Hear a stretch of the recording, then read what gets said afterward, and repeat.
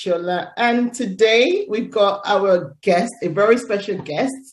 Her name is Zahida. Johal. Hi, Zahida. How are you? Hello. Hi, Shola. I'm very well, thank you. And thank you very much for having me as a guest speaker on your podcast. Thank you so much for accepting our invite and for coming on our show. Dr. Zahida Johal, aka Dr. Zed. That's right.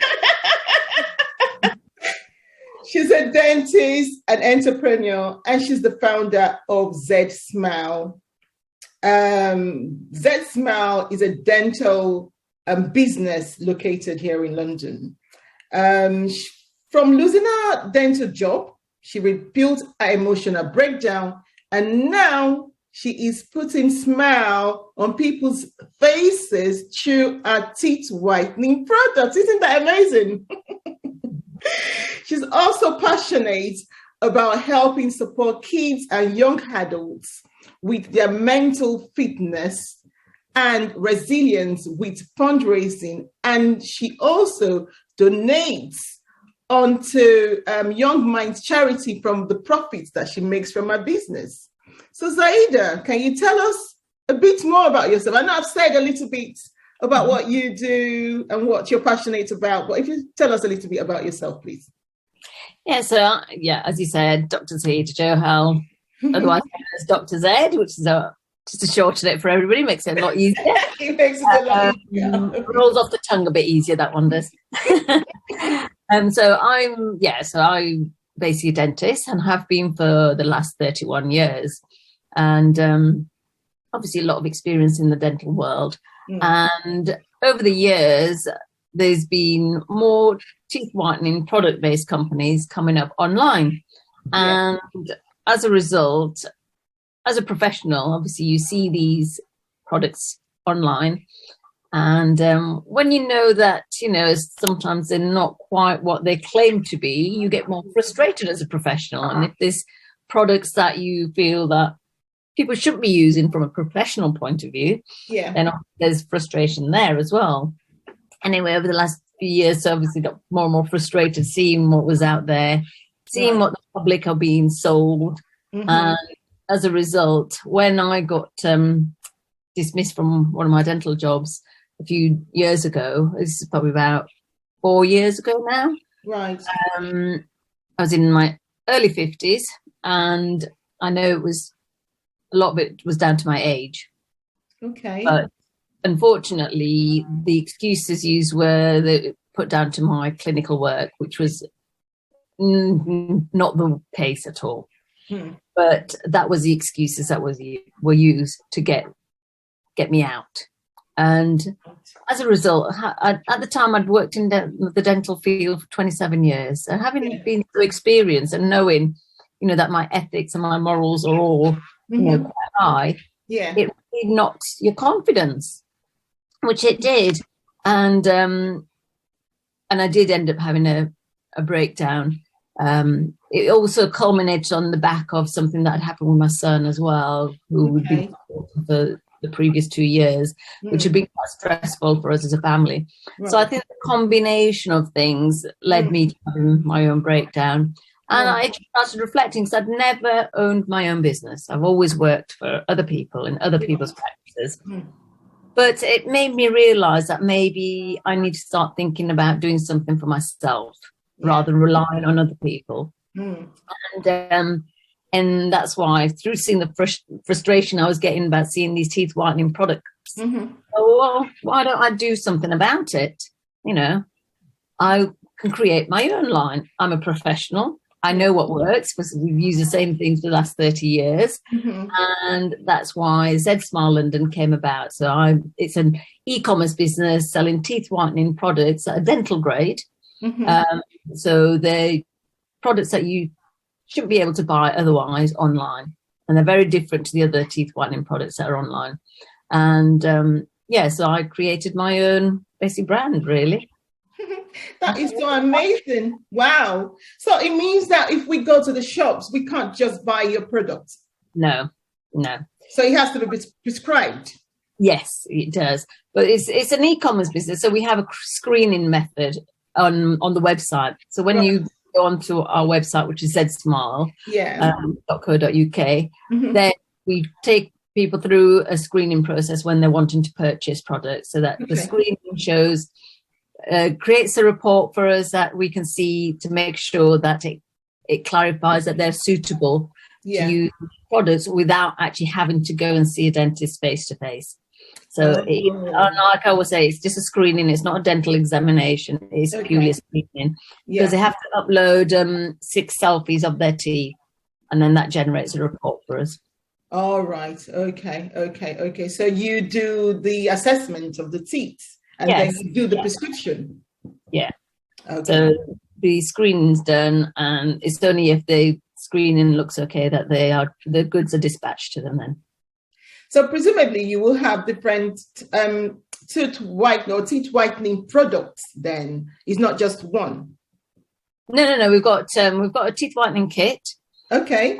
Which is like what you would get at the dental practice. If you went to a dentist, you would get some bespoke trays made which fit your own teeth. Yeah. And you get given gels, teeth whitening gels to use, and usually use them at night time. Okay. So we get the same thing. Okay. So you get a center kit, and you do the molds, send them back to us, and then we create the trays that will fit your mouth, and only your mouth, because they're fitted to your teeth. So it's a better fitting tray than any of the other trays that you will buy online. Okay. I went on your website and I saw there's I think a strip that you can put as well. Yeah. So is that included in the kit? No, that's not included in that kit. That's a separate product. So those are the teeth whitening strips. Okay. So what we normally recommend is you do your teeth whitening using the main kit, because the results are going to be better with the main kit. Right. And for maintenance, the strips are very good. Because as you imagine, you get your teeth nice and white, but they're not going to stay white forever. No. One, we age and teeth get darker as we age. Yeah. And then 2, we're eating lots of foods and things that are going to stay in our teeth anyway. So the teeth whitening strips are very easy to use. 30 minutes, you get a 14-day course of treatment. So they're very easy to use to maintain that whiteness of your teeth. So that's what I normally recommend, that you do the kit first with the tray and the gel. Yeah. And then a few months later, start getting into the strips and using them to maintain it. Maintain the whiteness of the teeth. Okay. We also have people who don't like using trays because they gag, so they can't wear them. So actually, the strips are good for those clients and customers as well. If they don't like having anything in their mouth, and there's lots of people who don't like putting things in their mouth because it makes them gag.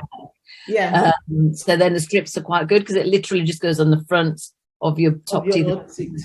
So it's less intrusive in that way. So I always say to those customers as well that actually try the strips, because you might find that actually they will work for you. Okay. Obviously, those people still want white teeth, but yes, they can't use what they would use. That's quite good, actually, in that respect. Right. Okay. So Zed Smile, your business, your company, is it just about the teeth whitening product, or is there anything else that you do? So basically what we want to do is we want to be educating people as well. So we do have so like on our socials, like on our Instagram and our LinkedIn pages, we do like to put education out there as well. So dental education, oral care education, mental health as well, because confidence and a smile are very closely related as well. So the mental health side of things comes into it as well. So there's lots of reasons and factors around the smile on your teeth, because it is a huge thing. It's a big part of our face. It is. That is very true. And it actually can boost our confidence if we know that our teeth is white and we can smile and, Yeah.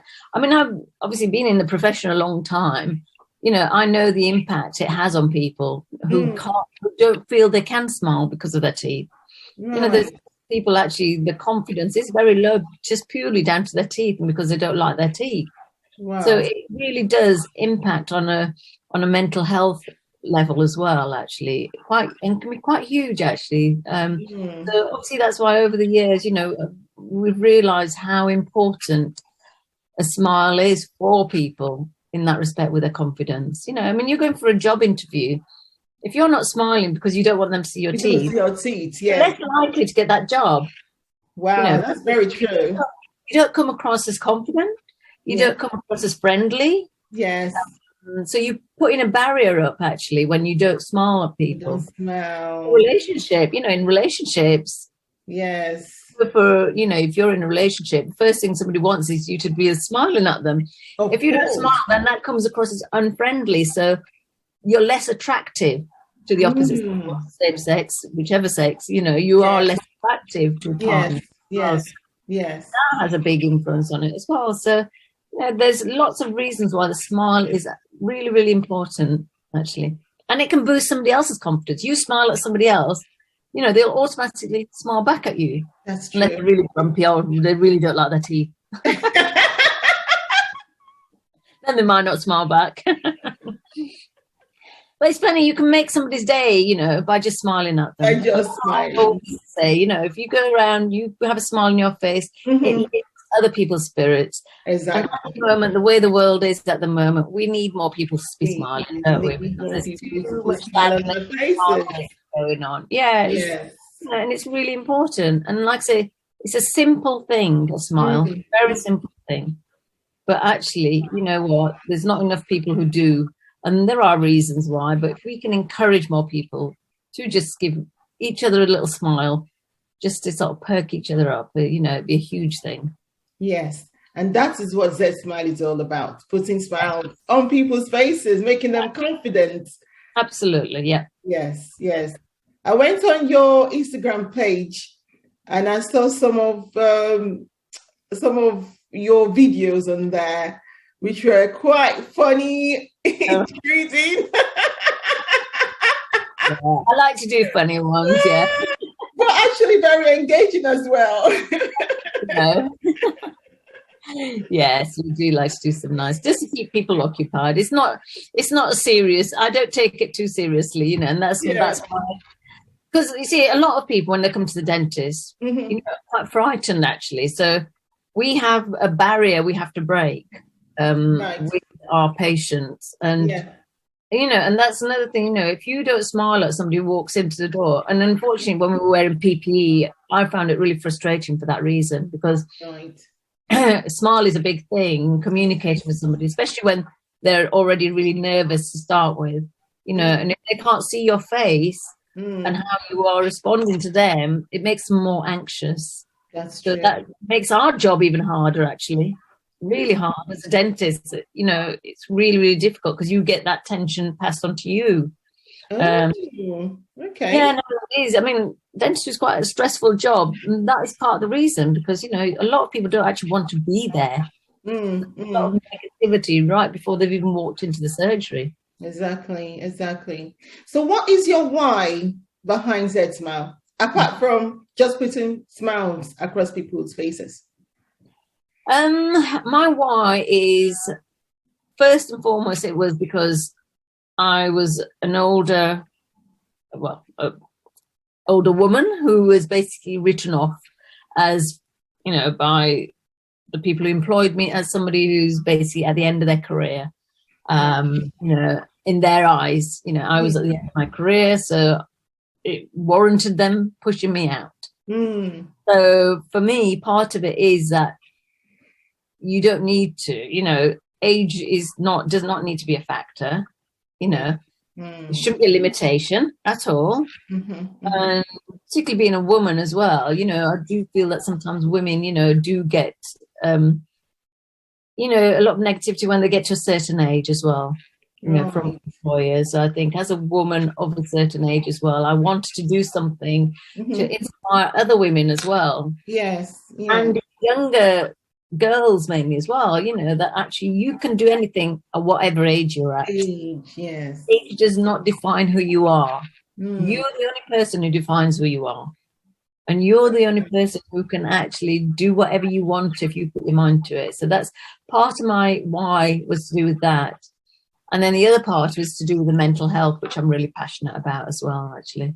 So that was the reason for doing it. And obviously, like saying, smile, confidence, mental health is all interlinked as well. Definitely. Definitely. And thank you for your products, because I'm sure a lot of people will be able to smile having used the kits that your company produces. So what is your story? What is my story? Oh, God. Where do you want me to start? From the beginning to the end. Wow, from the beginning, you don't want, we'll be here all day from the beginning to the end, I'm afraid. I'm from, my parents were from Pakistan. Okay. So, they were the first generation who came over to the UK. So I was second generation Asian, born in this country. Obviously, a lot of restrictions, sort of, from culturally from family members. But I, went to university, which my parents actually encouraged me, which I was very grateful for, because a lot of my family members, aunts and uncles, weren't for women being educated. So actually, my parents were very forward thinking in that respect. So that's where I ended up doing dentistry. And like I say, through the dental career, I've then now gone on to do what I'm doing with my business. But yeah, so it's been a bit of a journey through time, really, as a result of that, because there's lots of challenges, especially as an Asian woman as well. There's lots of challenges. One was actually the person I wanted to marry. He's of a different religion. So when we decided, it was somebody I met at university. Okay. When we decided we wanted to get married, there was a lot of negativity towards that because we're different religions. So, we basically had to battle against that to actually get married in the first place. So, so that's a story in itself, I'm afraid. One. But again, that was going against the grain when I wanted to get married. But I did marry the man. The man of your choice. Of my choice, yes. Coming up to our 29-year wedding anniversary as well. So, oh my goodness, we've been together a long time. Yeah, so it's like the marriage, put it that way. Yeah. and then we've gone on to have 4 children as well. So we've got 4 children. So ranging from the oldest is 23, but an 18-year-old, 15-year-old, and a 12-year-old. Been through issues with them. Like I said, my oldest son had a few issues with mental health himself when he was at school. Right. Their levels. Okay. That we had to really support him through that. And when I was growing up, my mum was schizophrenic, actually. So I grew up with a mother who had schizophrenia, and in those days, the way it was treated and dealt with was quite harsh. So I think one of the reasons I'm passionate about mental health is because I've grown up with it around me, and I realised there was a huge stigma around mental health and talking about it, and nobody wanted to admit it was there or anybody suffering it. So that's been one of my whys as well, because I feel that there still is a bit of a stigma in society around mental health. It's getting better since COVID, I have to say. But still, people don't like to talk about it. And I think mental fitness is just as important as physical fitness. It is. If we haven't got the mental fitness, you can't have the physical fitness. If you haven't got the physical fitness, it affects your mental fitness. So it's interconnected.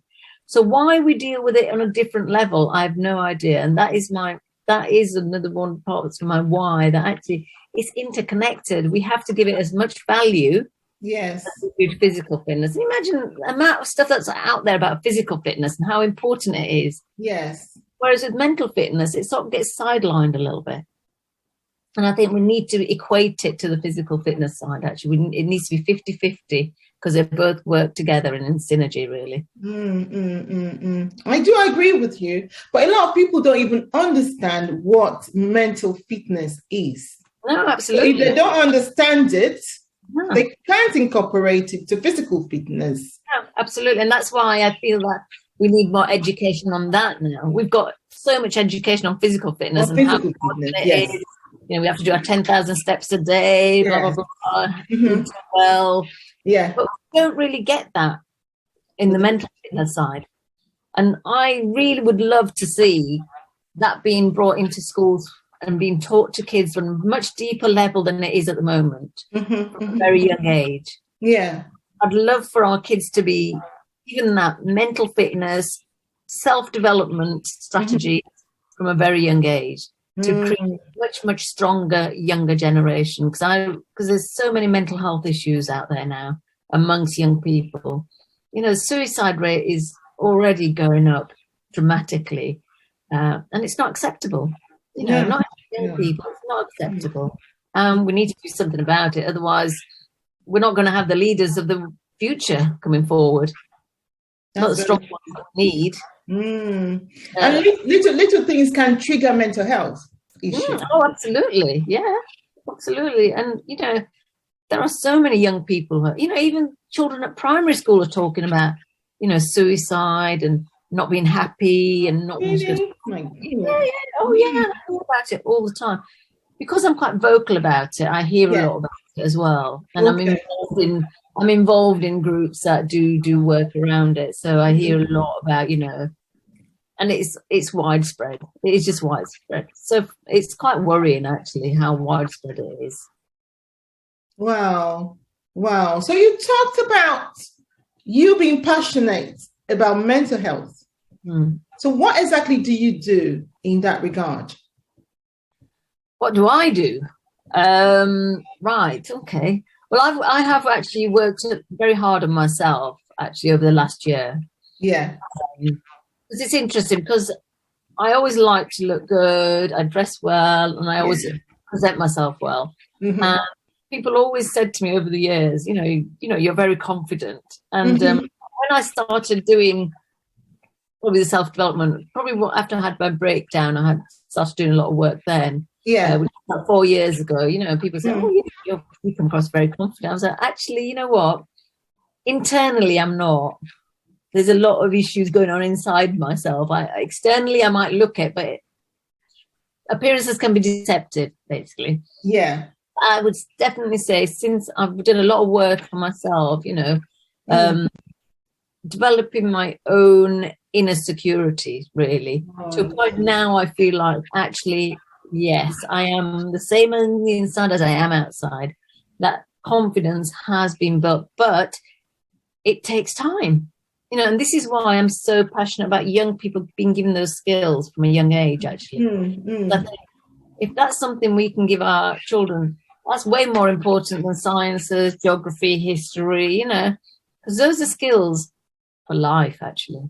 It is. They really are. And as I said to my children, actually, because, you know, this is what I'm trying to teach my kids now. Okay. You know, we're trying to give them all those skills that I've only just sort of learned over the last few years. And as I say to them, I don't want you to go through life, you know, fumbling your way through life and then get to about 50 and then start sort of looking into all this. So I want to give you those skills now at your young age so you can go out there and have a great time.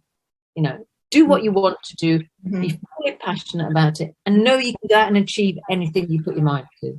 You know, there's that truly, truly believing in yourself, which I think not many people do have. You know, the majority of people, I would say, probably do not truly believe in themselves because it takes a lot of work and effort, actually. It does. It does. And like you said, it's difficult sometimes because of our appearance, and it's deceptive, and people see us as being confident, but whereas inside something else is going on. And with mental health, a lot of people are not vocal about it. So they're not speaking, they're not telling people what's going on, and they suffer within them. Absolutely. And I get a lot of parents, because my son went through a breakdown. I was very, open about what we went through as a family. Yeah. So I would get families approaching me saying, "Oh, my child's going through this, but I feel very alone. I don't know who to talk to." And I would, be there and sort of support them. Exactly. But I thought, parents don't feel like they can talk to anybody. They feel like there's still that stigma that, if I say my child's suffering, they'll look at my child and think he's weird or something, or there's something strange going on. But like I say, there's a lot more children that are suffering than a lot of parents let on. Wow. Which I just think we should be supporting each other through it. Actually, we should be helping each other to support our kids as well. You know, there's no point in you doing it on your own. There's people out there who can help you as well. That's true. That's true. And that's why we build this support network around us. Yeah, absolutely. Exactly. I'm so passionate about helping to fundraise, and I do fundraising for Young Minds, because I think if we can support these charities, then there's more support out there for the young people as well. Actually, they can reach out and get the support that they need. That is very true. And I like the Asian family for one thing. They have this support network around them that is unbeatable. I don't see it a lot in so many communities, but with Asian, oh my God, it's just there. They're always together. They live together. They eat together, and I'm envious. I'm like, oh my goodness, this is amazing. It is. It has its pros and cons, because you do get that, expectations as well, though. Right. Okay. Generation. So, like I said, there's a lot of kind of shame and honor as well that incorporated into that. So there's a lot of guilt put on you if you don't conform to the norm as well. So, like I said, knowing that myself, because obviously that's what I went through, nearly 30 years ago when I wanted to marry my husband. Because he was of the same religion, there was a lot of kind of stress and anxiety related to that. So, it is much more a community, but there also are the disadvantages of that as well. Right. So it's about tapping into the support that is available around us, basically, whatever the support is.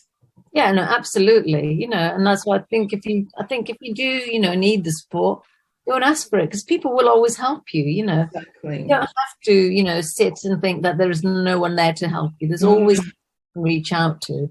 And, this is what I always say to people around me. I say, you can reach out anytime. I'm always there, because I think I really am passionate about people helping each other, and especially with our kids, particularly. So, we all need to help each other get our children's lives and getting them to, a safe place as young adults, really. Yes. Okay, so as an entrepreneur, how do you go about doing everything? Because I know you have your family life, you run your business, you're passionate about young people, young adults, kids, mental health. How do you do it? That's a good question. That's what I always get asked that. How do you fit everything in? We see you doing this, you're doing that, you're doing this. I just get on with it. You know what? I've always done that. And I think this is part of what I think with young people, we need to build resilience in them. We need to give them those strengths and resilience, because I think through my own adversities of my mum being ill, as a young child, never really having that emotional support from my mother. And I'm one of 6 children. So we kind of had to just do things ourselves, and there wasn't really that emotional connection. But I think what it gave me was a lot of resilience, actually. I think it built up a lot of resilience. I very much, had to go out and fend for myself and do things for myself. And I think that's now helped me going forward in life, because I've got 4 children, and parents always used to say to me, how do you manage it? 4 children. Exactly. You work. You always look good. Whenever you drop your children off at school, you always look good. How do you do it? I just get on with it. I don't really think about it. I just get on with it. I get up, I get myself changed and ready first. Then I start sorting the kids out. Then I go to work. That's how I just manage to juggle things and make it happen, because I think that having that resilience also helps as well, Well, you know that you are resilient, you can just do anything you like, you put your mind to it, you can get on with it, rather than worrying about it and fretting, how am I going to fit this and how am I going to do that? That's wasting energy, as I say to my kids. Stop wasting energy, just get on with it. Do they listen to you? It's amazing what you can get done. You're right. Oh my God, but kids, would they ever listen though? Would they listen to you? Well, you know what? Kids, they'll never tell you as a parent that, you know, No. what you're doing is right. Mm-hmm. But it's interesting because particularly my 18-year-old daughter, she always comes home and she always, when she's messaging or putting things on Instagram, and then her friends respond, and they always say to her, God, your mom's amazing, isn't she? She looks good and she's always doing this and she's doing that. You're so lucky, you know. And it's then that she reflects and thinks, actually, yeah, my mum is quite cool, isn't she? She's really doing really well for herself, isn't she? And then she says little things to me, and I think, yeah, he's sinking in. He's sinking in. I can't say it. And sometimes she actually says to me, I don't really want to say this to you, but actually, you actually did really well that time. I was like, oh, thanks for that. So actually, and that's what I'm about, actually. I want to be a role model as well for my kids. Yeah. You know, I want them to see what happened to me was an adversity. And this is what I always say to them, you know, the takeaway is that actually horrible things happen to us. And like I said, you know, my son went through the same awful adversity that happened to him that won't go into now. But, you know, and he's come through it. I went through one of my own and I've come through it. And what I always say to them is that these things happen. Yeah. You will always get challenges, but there's always something better waiting on the other side. Exactly. And you've always got to remember that. Yes. Something good is going to happen out of this situation. Exactly. And you've got to keep reminding yourself when you're in that horrible, dark period that there's something good will happen, because there is something good waiting for you. And this is just a challenge to get you through to that point. And that's what I try and teach my children, you know, that actually, you know, through adversity, we can make good things happen as well, actually. And, you know, and they've seen me really low, really at a down point, but then I've come back with vengeance as well, you know, and I'm like stronger than ever. I've worked on myself now, internally and externally, you know, I've always been who I am. So they can see that, and, you know, I think they're proud of me. Of course, of course. Yeah. They do say from time to time, yeah. Nice. Admit to things like that with the parents, do they? Of course, they will be proud of you. They will be proud of you. You're doing amazing things. When I went on your website, your Instagram page, I could see what you're doing. So you're doing amazing things. And for your kids, if they're seeing that and their friends are seeing it. Yeah. Well, it's just about being good role models. And for me, you know, that's what it's about. It's about being a good role model for them. For them to be able to see, you know, whatever they want to achieve in life. Yeah. They can, actually. They just need to focus. And that's what we've always said to our kids, you know, even through their school life. We've always said, as long as we see you put the effort in, that's what it's about. I don't care about grades. I don't want, you know, if you can achieve A stars, good. If you don't get A stars, doesn't matter. So long as you put the effort in. You put the effort into whatever you want to do. And my kids, we've allowed them all to choose what they want to do. So the oldest one is a rugby coach. The second one, she's doing songwriting at university. Right. Third one, he wants to now do drama school. He wants to be an actor. Yeah. And the fourth one, she's only 12, so I don't know about her yet. Gone on to do things that are a bit more creative, but we've never said to them, you can't do that. You have to do, you know, be a doctor or a dentist. We've allowed them to choose for themselves. But all we've ever said is put the effort in and achieve whatever you want to down that road, as long as it makes you happy. And that's all we can ask for. That is very true. That is very true, especially with kids. If you don't let them do what they're passionate about, they will end up doing what you want them to do. But then in future, they'll go ahead and do what they're passionate about, or do what you want them to do and not be happy. And that can still impact their mental health. Yeah, well, absolutely. And it will. It will. At least if they're doing what they want to. Whether, you know, it's their lives. So why should control their lives? Exactly. Provide them the support that they need and just be there for them. That's all we can look for, really. Exactly. So can you give any advice, any inspiration advice to our viewers out there who are watching you today?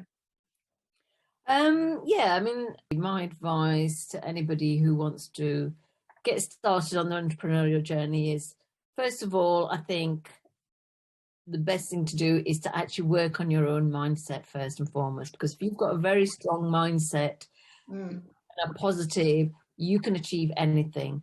because it's the little things that will knock you. And if you can overcome them throughout your journey, then you can actually really succeed in life. And whatever you focus on will be your focus, and you will achieve it.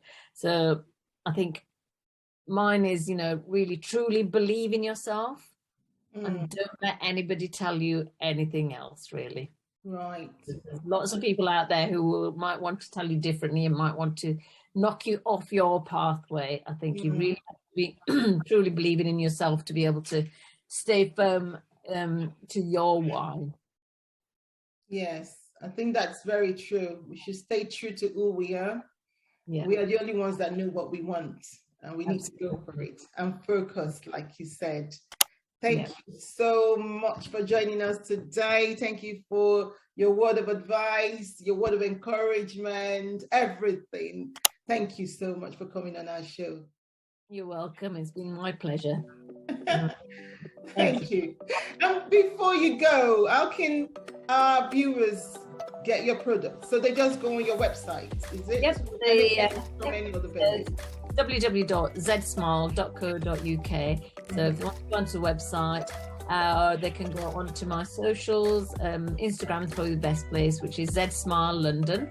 And because if you go onto that, and there'll be lots of educational content on my Instagram page as well. Educational contents which are very inspiring. I've been on our website and on our Instagram page. Thank you. Thank you so much for joining us today. Thank you. Thank you. Thank you so much for joining us. And it's a goodbye from me and my guests until next time. Thank you. Bye. Bye. And thank you so much for joining us today on our episode of Mission to Inspire.